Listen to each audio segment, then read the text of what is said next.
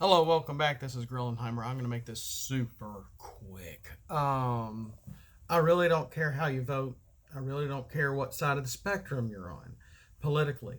But as I was talking with somebody a second ago, or messaging a second ago, I, I've never ever seen politics, and it shouldn't be this way. It shouldn't be this bad. Balloon into every facet of our lives. It has seeped in places politics just don't need to be. Um, and I was in college. Uh, we could still. I mean, we were just a bunch of students in a Christian college, and we could talk, we could argue, we could debate in the realm of ideas, and we could still come together, and we could still do and things we needed to do, come together and focus and work on a goal that we could all do, whatever it was, whatever, if we were just all studying together, if we were all practicing something together, or you know I was in music, okay. And we didn't all agree, but we all got along, and we all could sometimes had healthy debates. This was during the Clinton era. And I remember hearing some stuff in the news, and you've heard me say this a few times before, how I would warn my dad. Things are getting bad. I'm hearing this stuff on the radio, and my dad was like, well, nobody, what goes in my house is my business, nobody else's business. That was probably 1993, 94. Huh, huh, huh. Now let's come to 2021. Um, where, or even before now, it's going to get worse, people, before it gets any better. Because just like I said, don't even think about the division of our political spectrum now, because it is so wide. Being able to come together and talk and debate and argue about certain things, it's gone. It's just gone. Um, because you will talk till you're blue in the face with someone of the other political spectrum, and neither one of y'all are going to agree, and it all comes down, well, I guess we're just going to have to agree to disagree. And that's what it comes down to, that there is no agreement, there is no coming together, there is no crossing the aisle. It is one group wanting to take out the other, because politics has gotten to every facet of our life. It is not just in the smoking rooms of men in their cigars. It has gotten into our sports.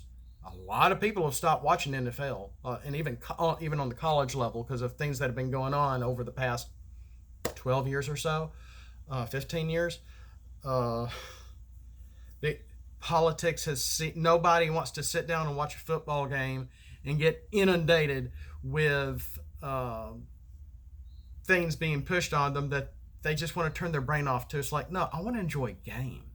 If I want to, salute my country and be glad and thankful for where I am and what I can do and what's here, we should be able to do that. That should not be shunned. Love should not be shunned. And that's kind of we're in a shaming era for the past few years, really, and it's really hurting us. And that's just not what politics in sports. It's been in our entertainment. Look at any Netflix show, just about, and especially the ones made for Netflix. There are certain things you're going to find in every single show. So it's affecting what we watch, what we buy, what we listen to, how we buy, why we buy things, how we drive, what we eat. The politics has seeped into, like I said, our entertainment and our music industry, our entertainment industry, our sports. Um, it's just seeped into everything, and it's not good. It's seeped into our school systems so bad, and our politicians on high that are so removed from reality, that it's turned into this identity war mess, this identity politics, but to what bathroom we should use, or what we can use, or where we can go and where we can't go, to what apps we can even download, what we can say and not say in social media. I can't say this. I might get unfriended by my so and so because they like this and blah blah blah.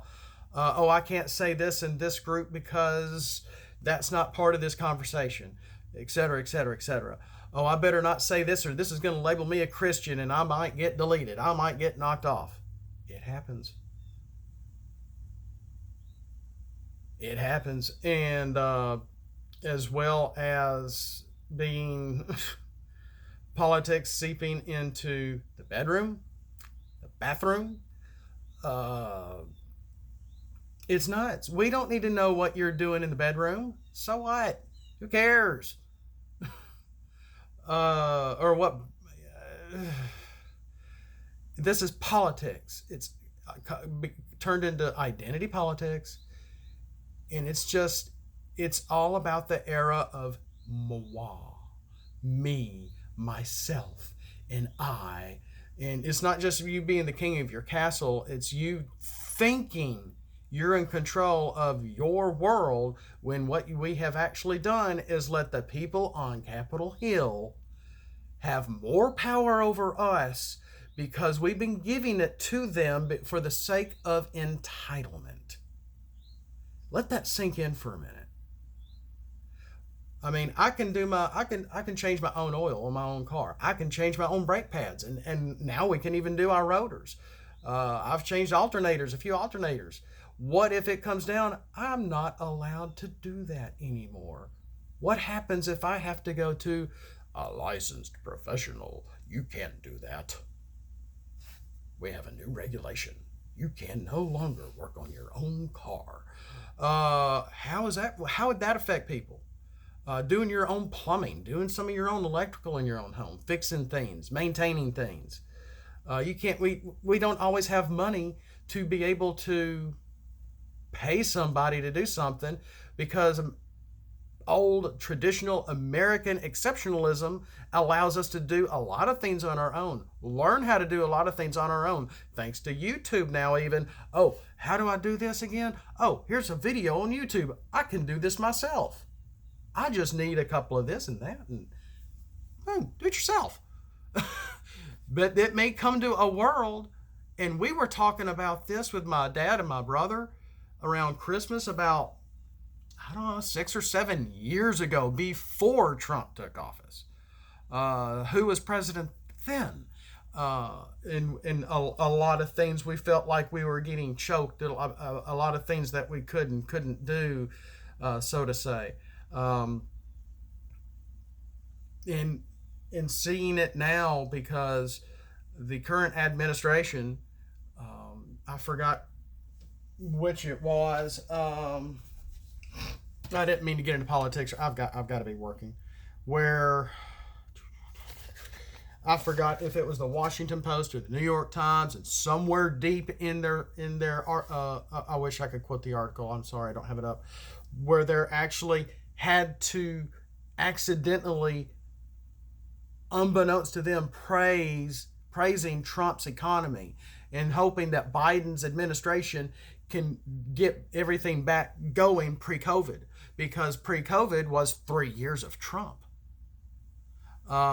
Think of that for a minute, because what is, Trump's out of office, Biden's in office now. This is the second day of Biden's administration, and he's signing executive orders left and right, which is not uncommon after a switch of presidents. That's not the issue. It's what he's signing. The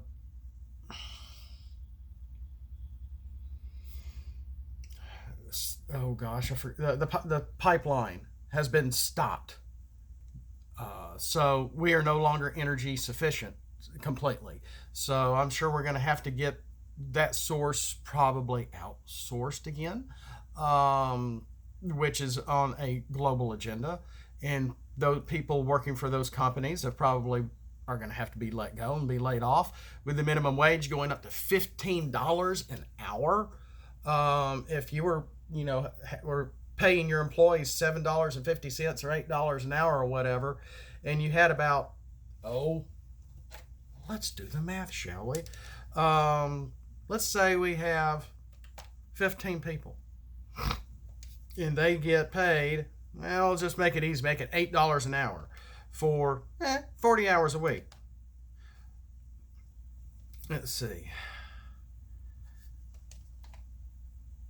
$8 an hour for a day, $64 a day, before taxes, times,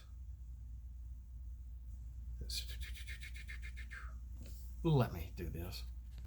Okay, here we go. $8 per hour times about 8 hours a day is around $64 a day.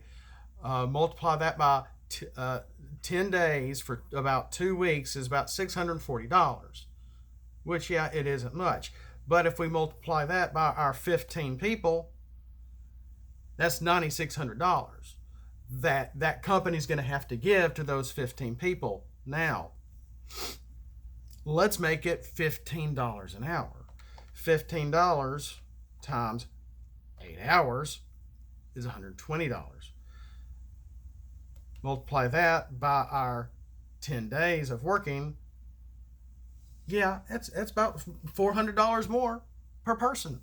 Multiply that times our 15 people, $18,000 for those 15 people. But if we only have a budget and account for, say, maybe just around $10,000 to be able to pay 15 people, and now we're $8,000 over that budget, you're going to be cutting about,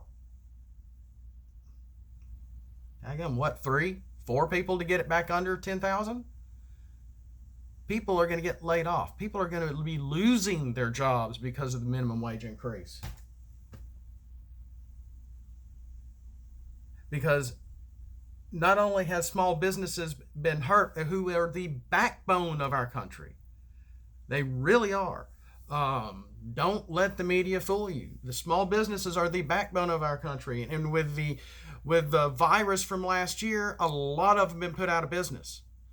The government can try to give us a little money, stimulus this, stimulus that. Luckily, that stimulus just didn't go to union workers only, like the two that supposedly went out that I never saw a dime of over 8 years ago. And that was supposed to help things, and it really didn't. That was a joke.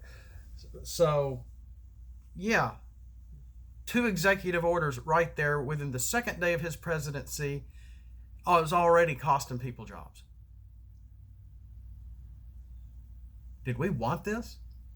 How is he, with this mindset, especially wanting to help things globally and not us? We are no longer considered great. We are no longer considered first. We are now second-rate citizens. How does it feel? So with that, I got to go. I got to get back to work. We'll see you next time. Hopefully something with a little more fun than politics.